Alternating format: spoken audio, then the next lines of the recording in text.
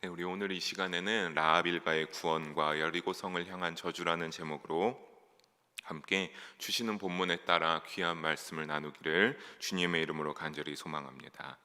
우리가 6장의 본문을 계속 살펴보고 오늘은 6장 마지막 절까지 우리가 읽어보게 되었습니다. 이 6장의 본문 속에 우리는 지난 21절까지의 단락을 보면서 거기에서는 하나님께서 함께 하시는 이스라엘이 여리고성을 함락하는 그 기사를 보도함을 보았습니다.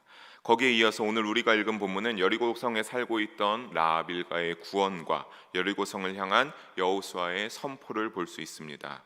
우리가 익히 아시겠지만 우리 동시대를 살아가면서 우리 다른 나라에도 지금 러시아와 우크라이나가 전쟁의 상황을 겪고 있는 가운데 있는데 그것이 얼마나 참혹하고 그 가운데 살아가는 이들에게 큰 상처와 슬픔을 안겨주시고 또 참 헤아리기 어려운 그런 연기와 폐허가 되는 모습들을 볼 수 있습니다. 그것처럼 전쟁의 상황이라 함은 예상치 못하는 상황과 특별히 오늘 본문 속에도 여리고성이 무너지는 상황 속에서 라합과 그녀의 가족들을 구한다라고 하는 것은 우리 성도님들이 너무나 쉽지 않다는 것을 아실 수 있을 것입니다. 성벽이 무너지는 상황과 동시에 안으로 돌진해가는 그 이스라엘 군사들의 모습을, 그 우렁찬 성과 함께 돌진해가는 이스라엘 군사들의 용맹스러운 모습, 칼을 들고 뛰어갈 때 아무리 세심한 관심을 기울인다고 해도 그것은 쉽지 않습니다. 그 상황 속에 라합 일가를 생각한 그 여호수아의 끊임없는 약속한 대로 지키고자 하는 그것은 여호수아가 하나님과의 관계에도 그 믿음과의 하나님과의 관계도 투철하지만 뿐만 아니라 사람과의 관계에서도 얼마나 신뢰하고 세심한 관심을 기울이는지 우리가 잘 살펴볼 수 있는 부분입니다. 또한 여기에서 동시에 라합의 신뢰심도 대단하다고 여길 것이 그 여리고성이 공략하는 과정에서 어떻게 대처하고 있었는지 우리가 도저히 알 길이 없습니다. 하지만 약속한 대로 붉은 줄을 매달고 자신들이 그 여리고성이 폐허가 되는 과정에서 모두가 몰살되어든 과정 속에서도 반드시 약속대로 우리가 생명을 보존할 수 있다, 구원받을 수 있다라고 하는 그 붉은 줄을 굳게 믿고 가족들을 불러 집안에 머물러 있었음을 우리가 분명히 알 수 있습니다. 마지막엔 하나님께서 또 여호사를 통해 이 여리고성에 대하여서 재건함을 금지하며 저주를 선포하는 그 모습까지 오늘의 본문 속에 보도하고 있는데, 오늘 이 시간에 우리가 한 절씩 본문을 자세히 살피면서 주시는 영적 교훈을 살피는 귀한 시간이 되기를 주님의 이름으로 간절히 소망합니다. 우리 먼저 읽었지만 22절을 다시 한번 한 목소리로 읽어보도록 하겠습니다. 여호수아가 그 땅을 정탐한 두 사람에게 이르되 그 기생의 집에 들어가서 너희가 그 여인에게 맹세한 대로 그와 그에게 속한 모든 것을 이끌어내라. 아멘. 아멘. 여호수아가 정탐하러 갔던 두 사람에게 명령을 내리고 있는 장면을 오늘의 말씀 가운데서 볼 수 있습니다. 그러면서 여호수아가 그 두 사람에게 무엇을 명령하고 있습니까? 너희가 라합과 약속한 것을 지금 실행하도록 하라라고 하는 그 명령을 우리가 볼 수 있습니다. 여호수아가 이 명령을 내리고 있을 상황을 우리가 이 본문 속을 상상해 보면 굉장히 정신이 없을 상황입니다. 아까도 말씀드렸지만 전쟁이 실시간적으로 이루어지고 있는 상황이었습니다. 하나님과 약속대로 행하여서 여리고성은 다 폐허가 돼서 무너져 내려 있는, 그 성벽들이 무너져 내려 있는 상황이고, 그와 동시에 이스라엘 백성들은 여리고성을 향하여 뛰어들어가서 그 여리고 거민들과 끊임없이 전투를 치르면서 칼을 맞닥뜨리고 있지 않았겠습니까? 그런 상황 속에서 또 누구는 쫓아가고 누구는 도망치기도 하고 누구는 또 아시겠지만 칼에 찔려서 비명행사하는 그런 아주 복잡스러운 상황 속에서 여호수아는 일전에 정탐을 다녀왔던 그 두 사람을 지목하여서 너희가 라합과 약속했던 그 내용을 그대로 지킬 수 있도록 실행하라고 명령하고 있습니다. 하나님의 택한 자에 대한 구원 약속이 얼마나 신실하게 여기시며 우리가 여기서 잊지 않으시는가를 엿볼 수도 있습니다. 그런데 우리가 인생의 여정 속에서 믿음을 지키고 살아가고 하나님께 기도하면서 열심으로 우리 성도님들도 살아가고 계실 터인데, 우리가 그렇게 살아가면서 생각해 보면 참으로 하나님 앞에 많은 약속들을 행하신 경우들이 있을 겁니다. 하나님, 내가 이것을 구하오니 이렇게 해주시면 내가 하나님을 향하여서 이러한 약속과 이러한 것을 하나님께 올려드리도록 하겠습니다. 그것이 때로는 물질이든 나의 어떤 삶에서 내가 큰 결단을 내리는 것이든 내가 끊지 못하는 것이 있었는데 그것을 끊는 것이 되었든 하나님에게 어떤 것을 구하면서 하나님, 나에게 이러한 지혜와 이러한 결단을 응답해 주신다면 내가 이것을 하나님께 보여드리겠다라고 약속을 했는데, 그런데 우리가 거기에서 착안해서 또 생각해 보면 하나님과 그렇게 많은 약속을 했는데 또 한편으론 그 약속을 때로는 지키지 못하고 있는 내 자신을 발견할 때도 종종 있더라고 하는 겁니다. 하나님한테 이렇게 약속했는데 하나님이 그렇게 해서 내가 이렇게 구했는데 하나님이 그것을 응답해 주신 것 같은데 문득 지나고 노니까 하나님 앞에 내가 이 약속을 지키지 못했구나, 하나님 앞에 참으로 죄송스럽다 하는 그런 경우들이 종종 있으실 겁니다. 하지만 하나님께서는 우리의 그런 불성실함에도, 우리의 그런 부족한 부분이 있음에도 어떻게 하셨습니까? 항상 약속하신 바를 어기지 않고 신실하게 지키셨습니다. 우리가 성경 속에서도 이러한 하나님의 신실한 약속 성취를 살펴볼 수 있습니다. 이스라엘 백성들이 출애굽 이후 하나님과의 약속을 어기고 원망과 불평 속에서 어떤 모습들을 참으로 많이 보였습니까? 하나님이 그렇게 애굽에서 빼내오시고 그 많은 재앙들을 통하여서 빼내게 하시고 홍해를 가르게 하는 이적도 보여주고 참 많은 것들을 그들에게 보여주셨지만, 그리고 광야 가운데 만나를 허락하여 주시고 고기를 먹고 싶다고 해서 메추라기를 허락하여 주시고 구름 기둥과 불 기둥으로 인도하시는 그 모든 역사가 있었지만, 그들은 그렇지만 때때마다 그들의 마음이 흔들려서 하나님과의 그 놀라운 인도하심을 잊고 우상을 만들고 우상을 향하여 절하고 하나님의 자리를 우상에게 내준 경우가 생각보다 참으로 많이 있었습니다. 그렇다면 하나님께서는 이들을 가나안의 약속의 땅에 반드시 도달하겠다라고 하는 그 약속을 어떻게 우리가 인간적인 생각으로 보면 하나님이 지키시지 않으셨어도 참으로 당연하다라고 생각할 수도 있을 정도인데, 하나님은 어떻게 하셨습니까? 지금 당장 어떻게 하고 있습니까? 오늘의 본문 속에 여호수아, 그 이스라엘의 끊임없는 흐름 속에 여호수아를 통하여서 약속하신 바 가나안 약속의 땅에 들어가게 하고 있으심을 우리는 알 수 있습니다. 사랑하는 성도 여러분, 에베소서 1장 4절과 5절에 보게 되면 이러한 말씀이 있습니다. 우리 함께 한 목소리를 읽어보겠습니다. 곧 창세전에 그리스도 안에서 우리를 택하사 우리로 사랑 안에서 그 앞에 거룩하고 흠이 없게 하시려고 그 기쁘신 뜻대로 우리를 예정하사 예수 그리스도로 말미암아 자기의 아들들이 되게 하셨으니. 아멘. 여기서 뭐라고 말합니까? 마지막에 보면 예수 그리스도로 말미암아 우리를, 누구를? 우리 모든 성도님들 한 분도 빠짐없이 자기의 자녀들, 하나님의 아들들, 딸로 삼아주셨다라고 말씀하고 있습니다. 그러니까 이 구약 시대 이후에도 신약 시대까지 또 예수님을 통하여서까지 예수님 하나님께서 어떻게 한 겁니까? 사랑하는 자들을 위하여서 그들을 택하여서 하나님께서는 구원 약속을 예수님을 통하여서까지 또 구약 시대 이후에서 거기서 계속 이어지는 그 하나님의 구원 약속을 강력하게 선포하며 또 선포되어지고 있음을 우리가 엿볼 수 있습니다. 사랑하는 성도 여러분, 이 귀한 약속이 우리에게도 반드시 임할 줄을 믿고 겸손한 마음으로 기다리는 우리의 신앙 여정이 되시기를 주님의 이름으로 축복합니다. 정탐꾼들과의 약속을 굳게 믿고 기다림으로 여리고성의 무너짐 가운데 구원받은 라합처럼 우리를 향한 예수님의 구원 약속의 성취를 감사로 기대하며 소망하는 믿음의 여정이 되시기를 주님의 이름으로 축원합니다. 우리 이어서 23절과 24절을 함께 해보도록 하겠습니다. 한 목소리로 읽어봅니다.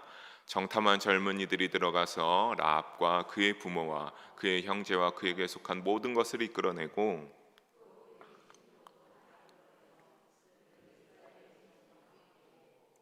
무리가 그 성과 그 가운데 있는 모든 것을 불로 사르고 은 금과 동철 기구는 여호와의 집 곳간에 두었더라. 아멘. 여호수아의 명령에 따라 정탐했던 사람들은 라합과 그 부모, 형제 속한 모든 것과 친척까지 어떻게 했습니까?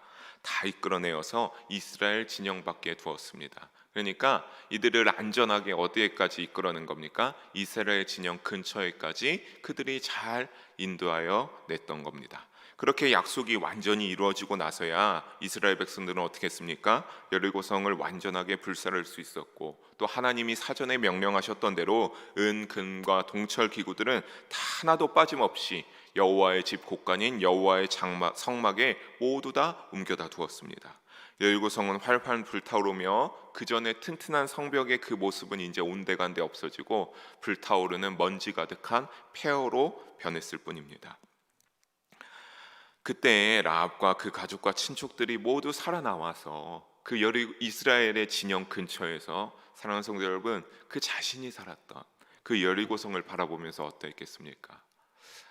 내가 이렇게 참 저 내에 귀한 터전을 마련하기까지 참 고생스러웠는데 저 터전이 이제 한순간의 재로 아주 그냥 다 무너져 버렸구나라고 하면서 얼마나 속상하고 슬픈 마음이 가득했겠습니까? 내가 이제 어떻게 살아야 할 것인가라는 그러한 마음도 아마 들지 않았을까요? 그렇게 아쉬움과 감정이 북받쳐 올라왔을 것인데, 하지만 중요한 사실은 뭡니까? 이제는 그 아쉬움과 미련이 가득한 것들을 반드시 포기해야만 된다는 사실입니다. 그것이 너무나 라합과 그 일가족들이 그것을 보면서 그 여리고성, 그 튼튼했던 정말 제일의 인간이 지은 요새 중에 하나라고 하는 그 여리고성이 무너진 폐해를 보면서 나의 집이 저기에 무너졌고 내가 꾸려온 힘들게 살아온 날들에 다 모든 것을 투자했던 것들이 없어진 그 모습들을 보면서 참으로 힘이 빠질 것도 같은데, 그럼에도 불구하고 그들에게 반드시 요청되는 것은 무엇이라고 하는 겁니까? 그것을 다 포기해야 된다. 너희가 가지고 있던 네 손에 있는 모든 것들을 이제 다 내려놓고 포기하고 그것을 버려두고 그 여리고성에서 빠져나와야 된다는 사실입니다. 왜 그렇습니까? 왜 라합과 그 일가들이 그 모든 것들을 버려두고 빠져나야 됐을까? 만약에 여러분, 그들이 그것에 미련이 조금이라도 두어서 그것을 놓지 못하고 포기하지 못했다면 어떻게 되었겠습니까? 그들은 구원받지 못하고 그 가운데 목숨을 잃는 남은 똑같은 모습으로 있었을 것입니다. 마태복음 6장 24절에 보면 이와 같은 말씀이 있습니다. 제가 봉독하여 드립니다. 한 사람이 두 주인을 섬기지 못할 것이니 혹 이를 미워하고 저를 사랑하거나 혹 이를 중히 여기고 저를 경히 여김이라. 너희가 하나님과 재물을 겸하여 섬기지 못하느니라고 말하고 있습니다. 이 말씀처럼 무엇입니까? 여리고에서 어제까지의 삶을 포기하고 이제 하나님의 백성의 일원으로 새 삶을 선택하고 시작하였기에 그들이 구원을 얻을 수 있었습니다. 만약에 그들이 조금이라도 더 욕심을 부리고 조금이라도 포기할 수 없었다고 한다면 그들은 이 말씀과 같이 구원을 얻을 수 없었을 것입니다. 사랑하는 성도 여러분, 이것은 오늘 우리에게도 흡사한 상황입니다. 우리가 어떤 어려움이나 아픔이 있고 우리의 고민들의 많은 상황들이 늘 선택해야 되는 상황들이 우리에게도 늘 연세에 상관없이 다 그것을 선택해야 되지 않습니까? 그럴 때마다 우리가 무엇을 선택해야 되는지, 여러분이 이 말씀을 따라 어떤 걸 선택해야 되겠습니까? 늘 믿음을 따르며 하나님을 선택하는 결단이 되기를 바라겠습니다. 왜 우리가 그렇게 선택해야 됩니까? 늘 믿음을 따르며 하나님을 선택하는 결단만이 천국 구원이 주어지는 선택이자 결단이기 때문입니다. 천국권을 위해서 과감하면서도 지혜로운 결단으로 늘 사랑의 하나님을, 우리 구주 예수님을 선택하는 우리 모든 성도님들 되시기를 주님의 이름으로 소망합니다. 이어서 25절을 보겠습니다. 25절 다시 한번 한 목소리로 읽어봅니다. 여호수아가 기생 라합과 그의 아버지의 가족과 그에게 속한 모든 것을 살렸으므로 그가 오늘까지 이스라엘 중에 거주하였으니 이는 여호수아가 여리고를 정탐하려고 보낸 사자를 숨겼음이더라. 아멘. 여호수아에 의해서 이제 이 기생 라합과 그 일가는 살아남게 되어서 어디에 살게 되었다라고 보도하고 있습니까? 이스라엘 중에 그 선민이라고 하는 하나님께 선택받은 백성 이스라엘의 모든 백성들과 이 라합 일가가 다 같이 들어가서 살게 되는 그 놀라운 새로운 삶을 시작하게 되었습니다. 그 이유는 바로 어떤 것이었습니까? 단순히 그냥 작은 선행 하나, 약속한 그 정탐꾼을 이 라합이 숨겨주고 살려서 다시 이스라엘 진영으로 보낸 그 선행의 결과로서 이들이 이스라엘 선민들과 여리고 거민들이었음에도 불구하고 함께 삶을 살아가게 되었습니다. 하지만 우리가 이 말씀 가운데 자세히 묵상하다 보면 이것은 라합이 단순히 베푼 그 선행보다는 참으로 우리가 헤아릴 수 없는 크고도 놀라운 보상입니다. 생각해 보면 여리고성은 완전히 정복되었고 그 안에 여리고 거민들은 어떻게 되었습니까? 하나도 살아남은 자 없이 어떤 동물도 어떤 아무리 아이일지라도 다 빼놓지 않고 다 이스라엘 백성들의 칼에 목숨을 잃어갔습니다. 그 가운데에 누구만 살아남았습니까? 라합과 그의 일가만 살아남게 되었습니다. 우리가 이것을 보면서 기적과 같은 라합의 이 결과를 보면서 떠오르는 사람이 있는데 바로 구약의 시대에 등장하는 노아입니다. 그냥 하나님이 시키신 대로 그 말씀에 순종하여서 열심히 똑같이 라합처럼 언제가 될지 모르지만 방주를 만들면서 꿋꿋이 기다렸던 그 노아가 노아의 모든 과적과 함께 하나님께 그 홍수 가운데 모두가 몰살당함에도 구원받았던 것처럼 그 라합도 그와 같이 구원받았던 전혀 손색 없는 하나님의 은혜를 우리가 여기에서 느낄 수 있습니다. 그런데 문제는 무엇입니까? 라합이 이렇게 여리고의 그 모든 이들이 죽음을 당하고 성이 폐허가 되고 그 가운데서 라합의 일과와 모든 사람들이 구원을 얻고 생명을 얻은 것도 참으로 감격할 만한 일인데 문제는 라합을 향한 그 선행에 따른 하나님의 은혜가 여기에서 끝나지 않습니다. 라합이 받은 더 큰 은혜는 바로 그 라합이 죽은 후에 그 사후에 이루어지게 되는데 바로 마태복음 1장 5절에서 6절에 나오는 그 구속사에 드러나게 됩니다. 우리 1장 5절에서 6절 함께 읽어보도록 합니다. 살몬은 라합에게서 보아스를 낳고 보아스는 룻에게서 오벳을 낳고 오벳은 이새를 낳고 이새는 다윗 왕을 낳으니라. 다윗은 우리아의 아내에게서 솔로몬을 낳고 아멘. 그러니까 바로 유다 족장 살몬과 결혼하여서 보아스를 낳음으로 말미암아 어떻게 되었습니까? 구속사의 예수님의 그 계보 가운데 이어주는 역할을 감당하였으며 다윗 왕의 고조모가 되었습니다. 게다가 더 세월이 흐른 후에는 여러분이 너무나 잘 아시겠지만 우리의 영원이 되신 구주 예수님께서 그 계보 가운데서 탄생하셨습니다. 너무나 놀라운 은혜 아닙니까? 그 천박하게 없는 기생이었습니다. 그 죄에 가득한 도성이라는 그 여리고성 가운데서 그 두 정탐꾼을 구원해 주면서 그 먼저 이스라엘의 백성이 요단강을 건너는 모습을 보고 가나안의 수많은 그 민족들이 마음이 높고 흐드러지는 모습을 보면서 야, 하나님이 얼마나 대단한 분이시길래 저들이 저럴까? 하나님이 정말 대단한 분이신가 보다. 내가 저 하나님을 나라도 믿으면서 살아가야겠다는 그 믿음의 결단으로 라합이 이와 같이 놀라운 하나님의 은혜를 하나님의 구원의 결과에 대열에 합류하는 놀라운 것을 감당하게 되었습니다. 이것이 하나님을 진정으로 섬기되고 그 증표로 정탐꾼을 숨겨주었기 때문에 받은 라합을 향한 하나님의 은혜인 줄 믿으시기 바랍니다. 출애굽기 20장 6절에 하나님께서는 이와 같이 약속하셨습니다. 나를 사랑하고 내 계명을 지키는 자에게는 1000대까지 은혜를 베푸시니라고 말씀하셨습니다. 사랑하는 성도 여러분, 하나님은 공의로우십니다. 하나님은 신실하시며 자신을 사랑하는 자에게 전혀 인색하지 않으신 분인 줄 믿으시기 바랍니다. 하나님은 한 번도 실패하신 적이 없습니다. 하나님은 늘 공의로우시고 하나님의 정의로 성공하시며 하나님이 그것을 통하여서 자신의 의를 드러내시며 하나님의 뜻을 보이시는 분이심을 믿으시면서 오늘 우리에게도 하나님께서 조그만 선행, 조그만 칭찬거리에도 무한한 축복으로 응답하시는 줄을 오늘의 삶에도 동일하게 하나님이 그렇게 행하시는 줄을 믿으시는 믿음의 자리가 되시기를 주님의 이름으로 축복합니다. 사랑하는 성도 여러분, 그러므로 늘 하나님의 말씀을 따라 선을 행하기를 주저하지 말고 하나님의 잊지 않으심을 굳게 믿고 하나님의 뜻대로 삶을 올려드리기를 주님의 이름으로 간절히 부탁드리겠습니다.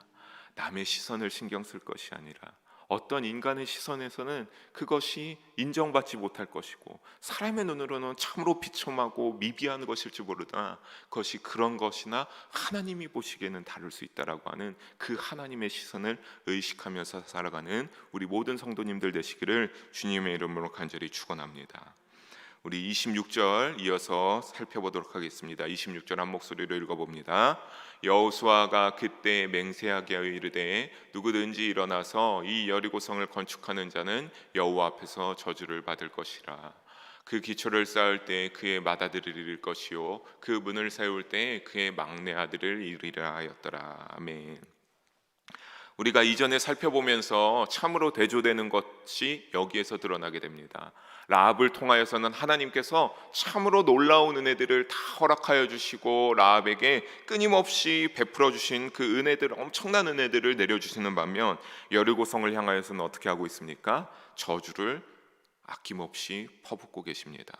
이 말씀을 하다 보면 우리가 여호수아가 선포하는 것도 맞지만 사랑하는 성도 여러분, 우리가 지금까지 여호수아를 쭉 살펴보면서 여호수아는 어떠한 자였습니까? 늘 하나님과 교통하는 사람, 늘 하나님 앞에 떠나지 않는 믿음을 가진 사람, 늘 하나님 앞에 무슨 일이 있을 때 먼저 기도로 하나님의 지혜를 구하는 사람, 그래서 하나님의 뜻을 헤아려서 하나님의 뜻에 어긋남이 없이 자신의 생각과 자신의 인성을 빗대어서 하려고 했던 그런 사람이 아니었기에 하나님께서는 충분히 이 대목을 우리가 묵상하면 하나님께서 그 우리의 오늘날 동일한 성령 충만하여서 사도행전에 많은 사도들이 하나님의 일들을, 예수님의 일들을 감당하고 행했던 것처럼 이 여호수아에게도 어떻게 한 겁니까? 하나님이 임하여서 하나님께서 여호수아를 통하여서 선포하여 계신 그 말씀인 줄로 믿으시기 바랍니다. 그래서 이 말씀을 보게 되면 여리고성을 향하여서 여호수아가 저주하여서 말하는 게 뭡니까? 철저하게 재건이 이제는 다시는 없도록 금지시키고, 만약에 누군가 그 재건을 시도한다라고 하면 어떻게 하고 있습니까? 아주 엄중히 저주를 내리며 경고하고 있는데 바로 어떤 저주입니까?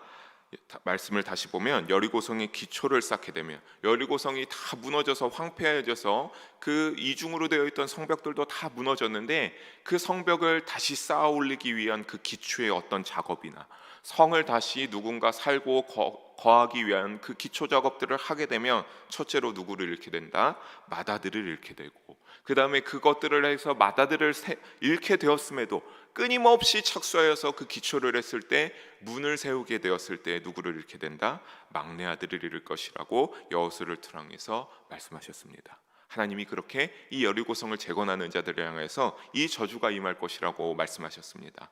그런데 이를 무시하고 재건하려고 했던 자가 있습니다. 우리 열왕기상 16장 34절의 말씀을 함께 한 목소리로 읽어보도록 하겠습니다. 그 시대에 베델 사람 히엘이 여리고를 건축하였는데 그가 그 터를 쌓을 때에 맏아들 아비람을 잃었고 그 성문을 세울 때에 막내 아들 수굽을 잃었으니 여호와께서 눈의 아들 여호수아를 통하여 하신 말씀과 같이 되었더라. 아멘. 여호수아가 이렇게 말한 이것이 어떻게 되었다라고 하고 있습니까? 마지막에 보면 눈의 아들 여호수아를 통하여 하신 말씀과 같이 되었더라. 이 베델 사람 히엘이 다시 여리고를 건축하려고 했을 때 그의 두 아들을 다 잃고 말았습니다. 여호수아가 이 금지 명령과 예언을 세운 지 500여 년 정도가 지난 때에 베델 사람 히엘이 여리고를 다시 건축하였다고 합니다. 그때 말씀대로 이 요새화된 성읍을 히엘은 어떻게 뭐 때문에 다시 세우고자 했겠습니까? 참 이 여리고성이 지금도 참 인류가 세운 시대에 아주 튼튼한 그런 성이라고 요새라고 이름 붙여져 있는데 그것을 요새화된 성읍을 다시 세워서 그 가운데 뻔하지 않습니까? 거기 안에 튼튼하게 강대국으로서 뭔가 이제 군림하고 싶었을 터인데 그것을 다시 세우고자 했던 히엘에게는 하나님 말씀이 그대로 임하여서 비극적인 결말을 맺어서 그 두 아들 아비람과 수굽이 생명을 잃었습니다. 하나님께서 그 오랜 세월이 지나고도 말씀이 그대로 그렇다면 이루어지게 하신 이유는 무엇입니까? 그것은 하나님께서 죄악을 너무나 미워하시기 때문입니다. 사랑하는 성도 여러분, 이 여리고성은 정말 하나님께서 너무나 미워하시고 너무나 싫어하는 그 죄악이 가득한 실제로 그러한 성이었습니다. 엄청난 죄악의 도성이었기에 하나님께서는 그 죄악을 이미 헤아리시고 이스라엘 백성들에게 전염되지 않도록 그렇게 조치하셨던 것입니다. 하지만 우리가 이후에 이제 여호수아의 이 쭉 말씀을 살펴보겠지만 하나님이 분명히 그렇게 말씀하시면서 이렇게 하신 것이라고 하셨음에도 불구하고 이스라엘 백성들은 그것을 조금은 잊어버려서 이제 이 처사를 무시하고 이방인들과 이제 하기 시작했을 때 그때부터 요 말씀대로 이스라엘 백성들 가운데 없던 죄악들이 끊임없이 틈타게 되고 다시 우상과 모든 것들이 탐트게 되는 그 이후의 모습들을 살펴볼 수 있습니다. 어찌되었든 하나님이 그것들을 방지하기 위해서 다 여리고성을 하나도 살려놓지 않고 멸절하신 것이었는데, 우리가 그것보다 더 중요하게 사랑하는 성도 여러분 봐야 될 것은 마태복음 5장 18절에 보게 되면 이와 같이 말하고 있습니다. 진실로 너희에게 이르노니 천지가 없어지기 전에는 율법의 1.1획도 결코 없어지지 아니하고 다 이루리라 라고 하시는 이 말씀처럼 어떤 것입니까? 하나님의 말씀은 결코 변하지 않고 1.1획까지도 그대로 성취된다는 사실을 잊지 마시기 바랍니다. 오늘날 우리에게도, 또 우리 이후에 우리의 자녀에게도 지금까지 하나님의 말씀이 이렇게 쭉 이어져 있는 것을 보면 하나님의 말씀은 언제나 늘 신실하시고 언제나 늘 변함없이고 언제나 끊임없이 그대로 이루어지는 것이 바로 하나님의 진리의 말씀인 줄을 믿으시면서 살아가시기를 주님의 이름으로 소망하며 부탁드리겠습니다. 하나님께서 들려주신 말씀에 그래서 항상 귀를 기울이시고 철저히 그 말씀에 순종하는 믿음의 삶이 되시기를 다시 한번 강조하여 부탁드립니다. 철통 같은 방어를 자랑하던 여리고성을 함께 하시는 하나님의 역사로 승리하고 정복한 여호수아의 명성은 27절에 보게 되면 하나님의 이름과 함께 이 여호수아의 이름도 같이 널리 퍼지게 해주었습니다. 이처럼 하나님께서 당신이 쓰시고자 하신 자를 어떻게 하는 것을 우리가 또 여기서 엿볼 수 있습니까? 하나님께서 하나님이 보시기에 합한 믿음을 소유한, 당신이 쓰시기에 합한 사람은 이렇게 할 때 그가 원하든 원하지 않든 하나님이 다 두루두루 그의 이름을 널리 퍼지게 하신다라고 하는 것을 알 수 있고, 또 동시에 하나님과 동행하며 하나님의 이름이 또 그 일을 통하여서 존귀하게 하나님이 영광 받으시는 줄로 믿으시기 바랍니다. 우리 역시 여호수아의 믿음의 자세를 본받아 늘 하나님과 동고동락하는 믿음의 삶을 그래서 살아갈 수 있어야 합니다. 그 하나님과 동고동락하는, 하나님과 동행하는, 예수님을 늘 놓치지 않는 그 믿음의 삶으로서 주님만 인정하는 믿음의 삶을 살아가며 형통의 삶으로 승리하고 여호수아와 같이 주님이 인정하는 존귀한 자가 되기를, 우리 모든 성도님들이 그렇게 되기를 주님의 이름으로 축원합니다. 사랑하는 성도 여러분, 라합의 이야기를 우리가 보면서 말씀을 정리하면 구원은 오직 하나님의 은혜로 받는 선물임을 우리가 너무나 잘 알 수 있습니다. 라합이 무엇을 한 것이 있습니까? 라합은 그냥 하나님이 신실하심을 알고 그 정탐꾼에게 요청한 대로 그 약속을 굳게 믿고 기다리면서 있던 그러한 기생에 불과한 천민 중에 천민이었던 중에 한 사람이었습니다. 하지만 그 은혜에, 그 믿음으로 그는 구원받은 것처럼 우리가 거기에서 알 수 있는 것, 그 은혜의 선물도 받기 위해서는 하나님이 원하시는 믿음이 있어야지 그 충만한 하나님의 은혜를 받을 수 있다는 사실입니다. 믿음이 있어야 세상적으로 비천하고 보잘것없어 보여도 언젠가는 구원에 이르게 됩니다. 또 그 삶에 참으로 비천하고 연약한 삶 같지만 뜻하지 않은 때에 하나님께서 형통에 이르게 하시는 줄 믿으시기 바랍니다. 그것이 나의 때든 나의 자녀든 간에 하나님이 절대로 잊지 않으십니다. 하나님이 형통에 이르시게 하시고 하나님이 축복에 더해 주는 줄 믿으시기 바랍니다. 하지만 세상적으로 아무리 뛰어나도 그러한 믿음이 없으면 절대로 하나님께서는 구원을 허락하시지도 않으실 뿐더러 하나님이 원하시는 형통을 허락치 않으십니다. 사랑하는 성도 여러분, 라합과 같이 하나님을 바랄 수 있다면 모든 것을 버리고 하나님을 믿기로 결단한 라합처럼 우리도 이러한 참 믿음의 사람이 되어서 우리 사랑하는 성도님들 한 분도 빠짐없이 구원의 영광에 참여하게 되기를 주님의 이름으로 간절히 축원합니다. 기도하시겠습니다. 사랑의 하나님 아버지, 오늘도 부족한 자를 통하여서 귀한 말씀을 나누게 하심을 감사합니다. 그 말씀 가운데 주님만 홀로 영광받아 주시옵소서. 주여, 언제나 우리의 믿음을 신실하게 보시는 하나님의 시선이 우리의 믿음에 거하게 하여 주시고 그 믿음이 하나님 귀히 여기게 하여 주셨고 귀히 받아 주셔서 라합과 같이 우리를 하나님 형통의 삶으로, 구원의 삶으로 인도하여 주시옵소서. 그래서 언젠가 하나님 약속하신 그때, 아니면 예수님 오시는 그날에 우리가 들린 하나님의 택한 양이 되어서 하나님 나라에 들어가는 그 놀라운 구원의 축복에 참여하게 하게 하여 주시고, 또 이 땅 가운데 우리가 하나님을 신실하게 믿는 믿음으로 우리의 삶 가운데 하나님의 형통함의 축복이 차고 넘치게 하여 주시옵소서. 지금도 사랑이 많으신 예수님의 이름으로 기도합니다. 아멘.